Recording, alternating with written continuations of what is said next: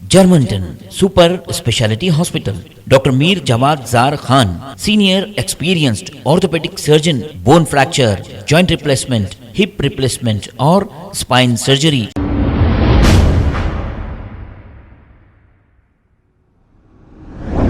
अस्सलाम वालेकुम नाजरीन, 7H न्यूज सच को रखे आपके आगे। कल की बेमौसम और तेज बारिश ने ऐसी तबाही मचाई है। आसिफ नगर के इलाके महबूब कॉलोनी में एक दीवार गिरने की वजह से 2 कारों को नुकसान पहुंचा है। आइए देखते हैं ये रिपोर्ट।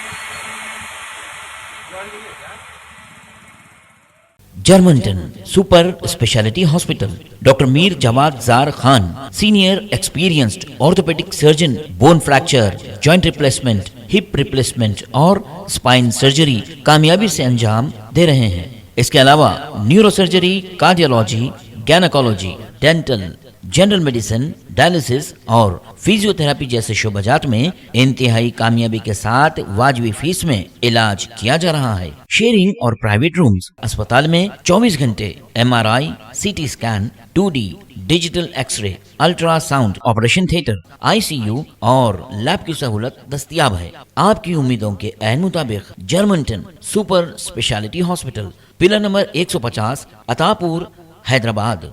खबर है शहर की, खबर है गाँव की, खबर है सारी दुनिया की। 7H न्यूज पसंद आए तो लाइक कीजिए, शेयर कीजिए और सब्सक्राइब करना ना भूलें। 7H news.